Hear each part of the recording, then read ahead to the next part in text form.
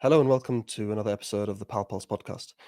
It's been a while since our last upload, but we've been working behind the scenes and we're excited to present and upload some new content for you in the coming weeks. Today, though, we'll be discussing something that is serious and alarming. On the 13th of March, a group of Israeli settler leaders were received in the UAE by senior government officials. Now, this is not only an alarming development, it's also a departure from the long-standing Arab position, which affirms the two-state solution, or the supposed two-state solution, and the rights of the Palestinians to establish a state, at least in the West Bank and the Gaza Strip. To discuss these alarming developments, I'm joined today by Ustad Ahmed Al-Nuaimi, co-founder and president of the UAE Resistance Union Against Normalisation, which is a prominent Emirati dissident group that opposes Abu Dhabi's betrayal. Ustad Ahmed, what are your initial thoughts about hearing this news? It's actually shame for any Emirati to hear about that, especially in the time of this war, this genocide happened in Gaza.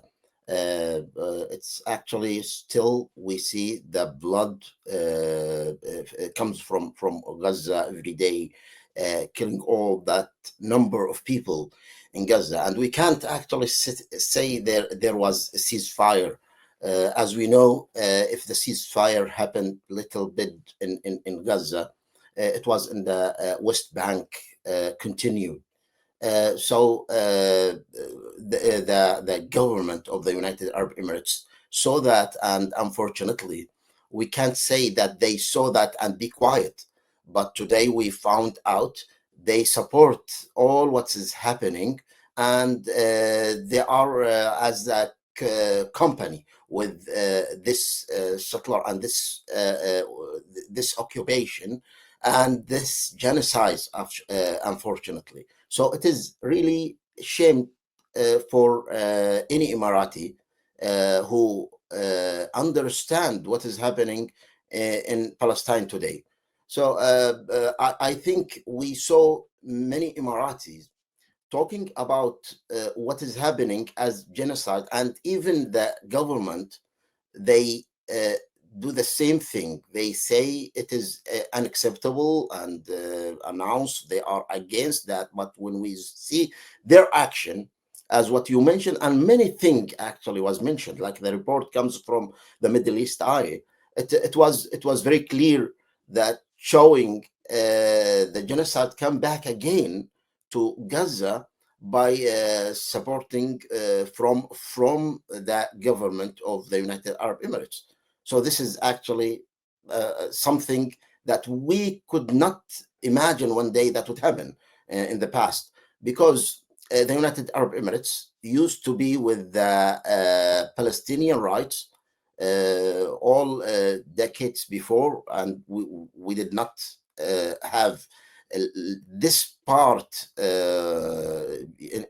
in our history to be a part of the Israeli plan in Palestine.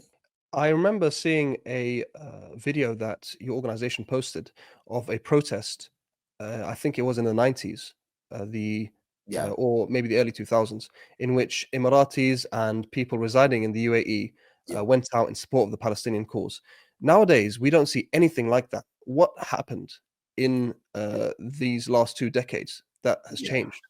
Yeah, actually, the picture where actually I was at that time, that protest was held in 2009, I think, and that was about attacking Gaza at that day.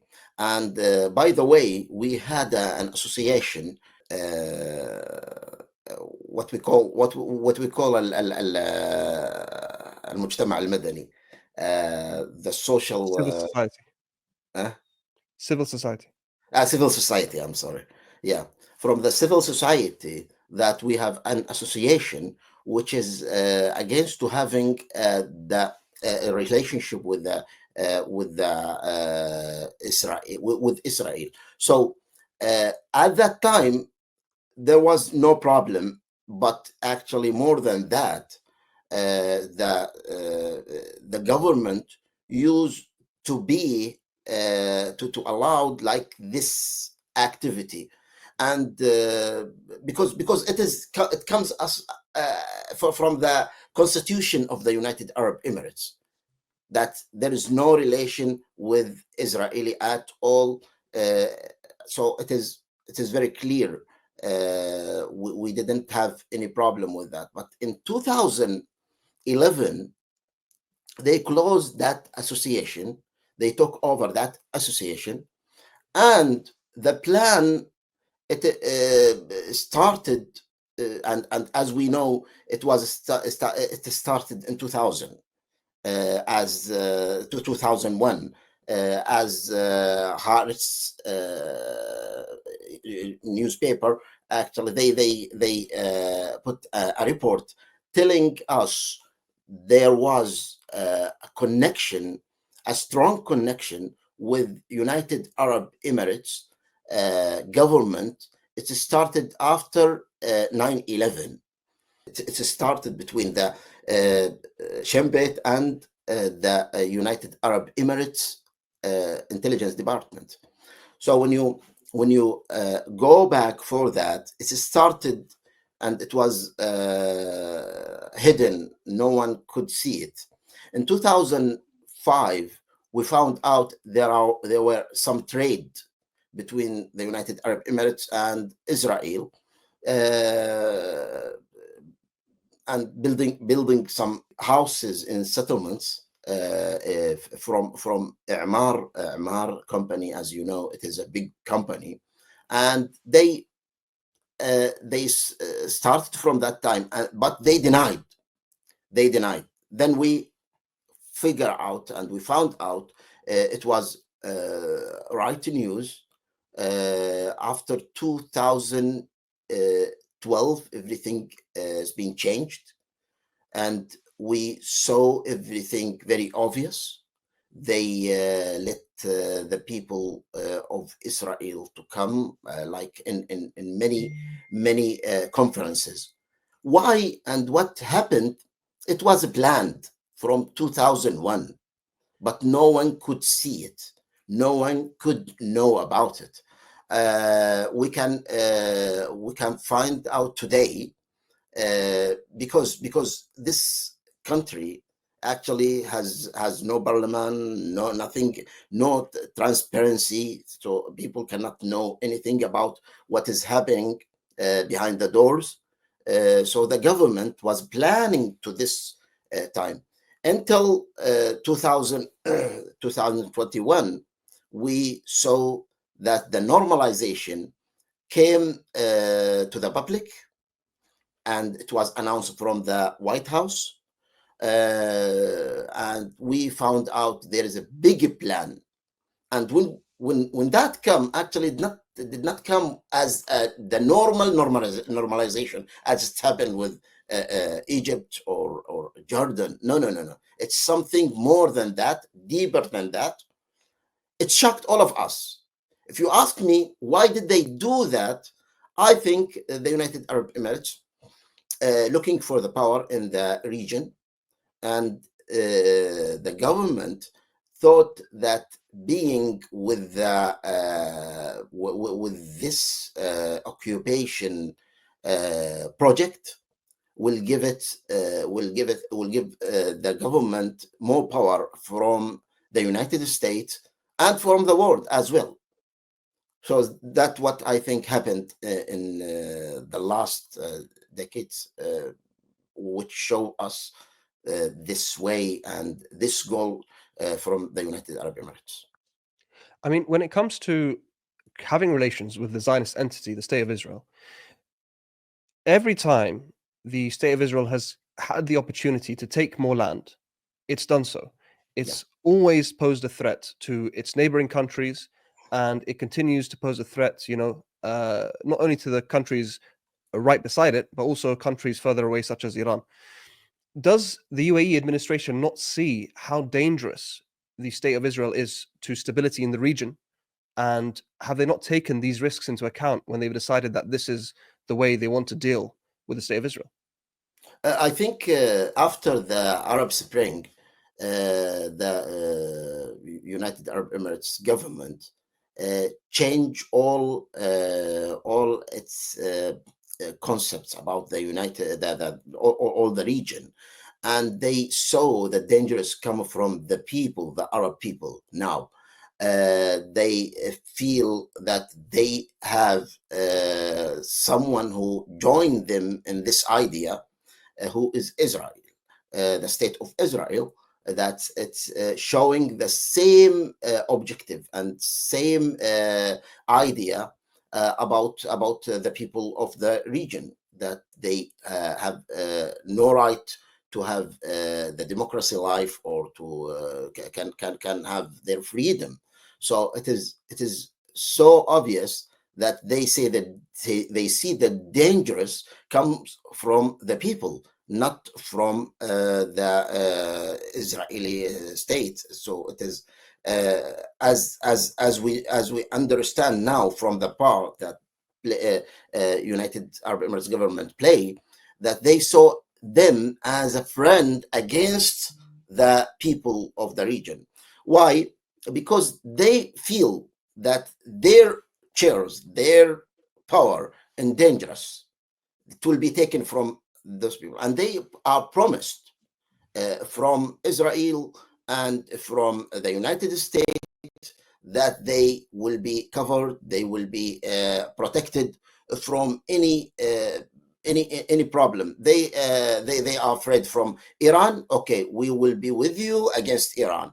We will be with you against any revolution happen in the region. So they show that interest in having this power from the people that they think it is actually and the distance between United Arab Emirates and the state of Israel, it is a long way. So it will maybe take from Jordan, it will take from Syria, but it will not reach the United Arab Emirates.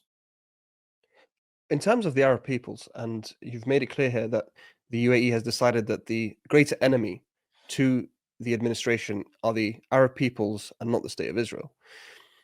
The oil-rich nations are now looking towards the future, a future not necessarily with oil, so a future without oil, and they're looking to diversify their portfolios. We see that in Vision 2030 in Saudi Arabia, and I'm sure Mohammed bin Zayed has some similar nefarious plots. But surely, when you look at the future and you look at what's at stake, the best course of action is to invest in the Arab peoples as opposed to fight against them and keep them under your boot. Do you think that the UAE administration has taken into account what the future may look like for them and their relationship with the Arab peoples once their oil runs out? Actually, they see it as if you have the power, you're gonna get to whatever you want. That's why we see what had happened in the past in many places, and what still happening, actually still happening. Talking about Libya, about Yemen, about Sudan today, they think that by the power they can get what they want. Anything, any invest, any money that they want. It is very clear that having the power with the military in any country. What happened in the COP happened in Egypt by supported. It was supported by the United Arab Emirates government. It's very clear they want to take that. And we now see that many lands, like Beit al-Hikmah, or what it's called, Dar al-Hikmah, it is a big land. It went to United Arab Emirates. And when you go to Sudan, the eyes of that government, the United Arab Emirates government, goes to Port Sudan. And when you go to the Yemen, it took all the strategic ports on the sea. It is for them that we get what we want by the power. So do you think that the power will extend it for a long time? We don't think so. We don't think so. But this is their strategy. And they think that if the people will lead themselves, they will not have this relation or this power with these countries, but this country will be against them. This is how they think. Is that right? Is that wrong? No, it's wrong. Absolutely, it's wrong. But that's how they see it. For the short time and for the long time, they see their interest to be against the people, those people, and with the power. It's just only the power which lead the region. That's how they believe it. I'd like to return to the settler question.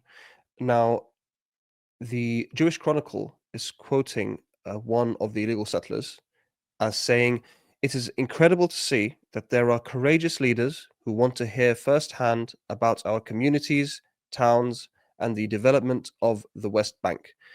So this is a quote from one of the illegal Israeli settlers speaking about the UAE leadership. And it alludes to the fact that even Israel's allies are not willing to meet with these illegal Israeli settlers.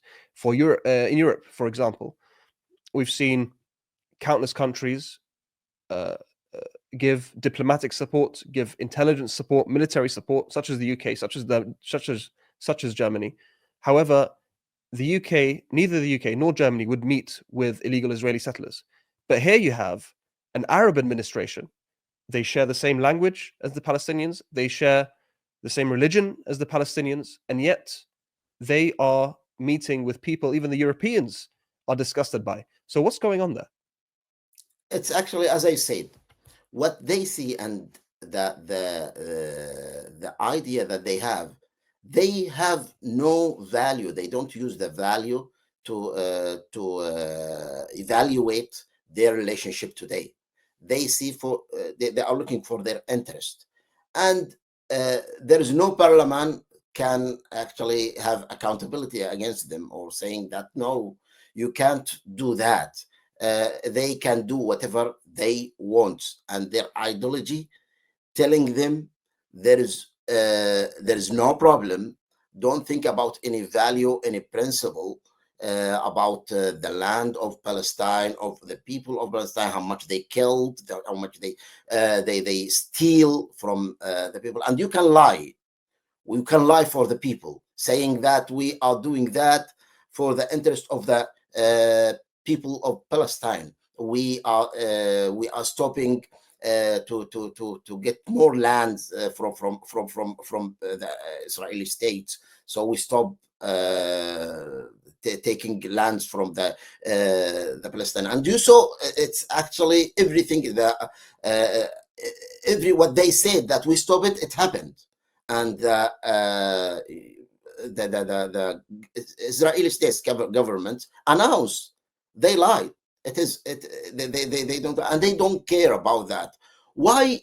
It is so obvious. They don't believe what we believe in. They don't they have they join, let me say, they join the Israeli states, the Zionist plan for their future. So when they think of that, there is no boundaries for that. They broke all the boundaries. Can you imagine that they changed the constitution of the United Arab Emirates for that? That just to have this let me say great relationship for them, for the government, the strong, more than superior relationship with the Zionist.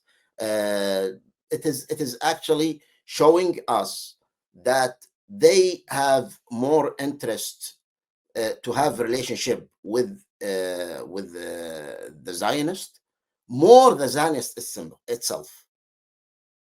So as I said, it is without value or a principle. There is no evaluation like that. The evaluation only with the interest that they think it is good for them. I mean, I'm not sure how. I'm not sure how to believe that they think this is in their own self-interest. I mean, I look at it. We look at the situation that the Zionist entity has put itself in. It's committed genocide for over 15 months. It's returned to genocide after the entire world wanted it to stop, except obviously for the United States of America. The international institutions have condemned the state of Israel. The ICJ has put Israel under investigation for genocide. The ICC has put out arrest warrants for Netanyahu. And somehow the Emirati administration, Abu Dhabi, thinks that it's in their interest to continue these relations. And I'm looking at this, and all I can conclude is that they're stupid, or they're simply the evil that we've seen the UAE commit or be behind has festered so much that they can't see straight anymore. Let me tell you a few how they look at it as an interest. Can you see the region now? When you go to the map of the region, who is the country that has more power in all the region, more than the United Arab Emirates? There is no one. Okay, so who give them the green light to do all of that?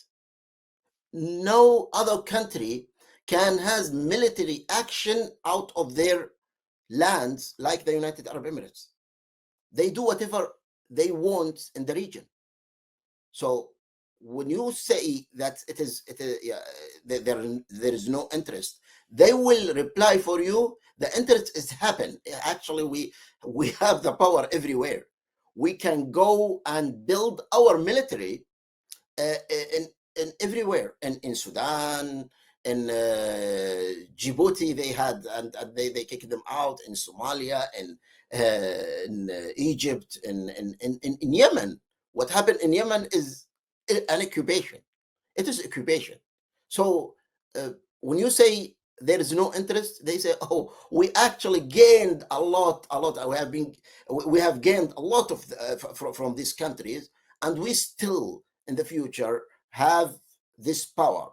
So this is the interest that you see in your eyes, but you are talking about the future, what they will lose.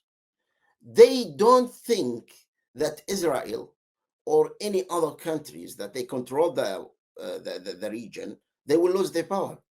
You see from other side that Netanyahu is losing, and everything happened in Israel. You see it from the rights view and the right point of view, but they see another thing, and they actually support it. They support it, and as I said, the Middle East Eye report showing that they support going back to the war, and they see that will save Netanyahu position, and they saw that will actually let Dahlan, their ban, to be back to Gaza, so they can even control Gaza. So they see their power extended. They see that they can have more power from Israel and from the United States, as they support their plan. You saw Yusuf Al-Utaiba, the ambassador of the United Arab Emirates in America. What did he say in Washington? He said that there is no other plan. There is no other plan except Trump plan to kick out all the Gazan people. They have to be out. He supports that. So what happened when he supports? And it's actually publicly announced. So he did not hide that. Why? Because he will get power from the United States, from Washington, from the White House. So they see this is the let me say this is the power that they get from, and this is the place of power for them. So they get the power from that place. This is their interest. You mentioned their perspective, but now when we look at the facts on the ground at the moment, we've seen the UAE were attempting to normalize with Bashar al-Assad. He fell in December, and now he's been replaced. In Sudan, the RSF have been battered. They lost the palace to the Sudanese army very recently, and it seems that they are retreating. In Libya, Haftar doesn't seem to be doing too well. It seems like things aren't going exactly to plan. How would you, though, categorize where the UAE strategy is today? Okay, let me now go back to what you said. Are they stupid or not? Let me now agree with you that they don't see the future and what would happen, even that the future came already. That we are in the future when we talk about 10 years ago, and we see that they are losing in many places, even in Egypt. In Egypt, the situation is very bad to Sisi and all his government. Okay, so it is his regime actually let we say in dangers today. So they are losing in our belief, and what we see in the future, they are losing. They are losing. But what do they say? What do they do now? They are trying to protect their plan. They will not change their plan. They have an objective. They have their vision, and they are heading to their vision. But sometimes they change their plan. Like now, when you talk about the Syrian regime, Bashar regime, they had good relationship and they get back Bashar at that time. But when they have the new government, they actually received them and they open their relationship with them. But they thought, let me say that they thought the other people, the other government, the new government, they are stupid. They play with the people, the other government, they are stupid, but they play with the interest as well, where with their needs. So we have money, and we can control all the people with money, and they will be crushed actually, or be they will find out in the future. Not all the people can be buy or can take them with the money. No, it is clear they could not do it with many of the government which comes from the people when they are actually in their situation after the Arab Spring. They could not actually take them for their side with the money. So it is very clear. I think I can say that they deny what will happen in the future, and they think that they can control everything, and that kind, let me say, it is in politic part, it is a play game. They can play with everyone, with every situation. They have A and B and C and D plan. That what they think. So they think about all the scenarios, and they think that they can cover anything can happen with the money, just with the money. But now they have as well power. They have their military, and they can reach anywhere in the region. We're going to have to stop it there because we're short on time. And we hope that Abu Dhabi will heed your warnings for their sake and the sake of the region. Ustad Ahmed Al-Nuaimi, thank you so much for joining us, and I hope we can have this conversation again soon. Inshallah. Thank you. Thank you very much.